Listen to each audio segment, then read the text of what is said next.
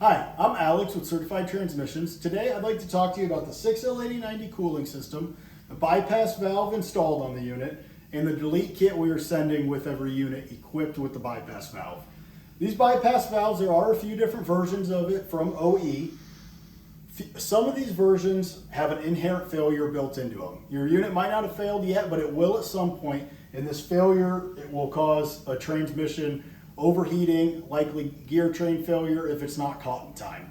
So we're going to eliminate that problem, and as well on units that don't have that inherent risk, there's still a massive benefit where the entire transmission is going to run cooler. It's going to run about 20 degrees cooler, which will lead to an extended life of the transmission. Let me show you how to take this thing apart, install our delete kit, and the things to look out for. So here's the bypass valve. So you'll start out, you can just take snap ring pliers, take the snap ring out.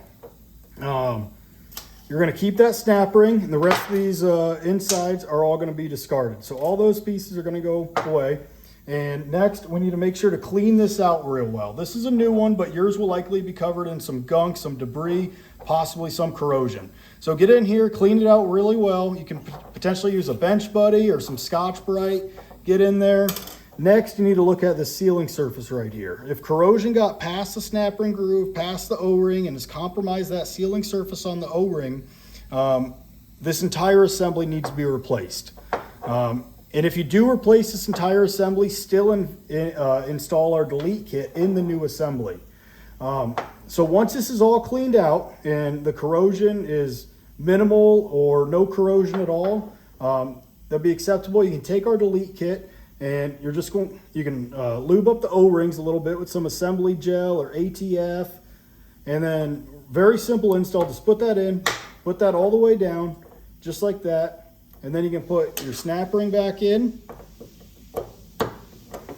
Make sure your snap ring seats real nice, had a nice click in there. You can rotate the snap ring, make sure it's in that groove real nice, and this is ready to go, ready to be installed.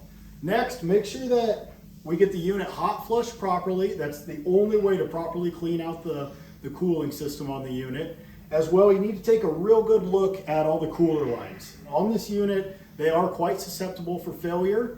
So you want to take a real good look at those, make sure that they're not leaking or damp or anything like that. If they are, get them replaced. It's a cheap fix. Your customer will thank you because problem's only going to get worse in the future. It's never going to get better.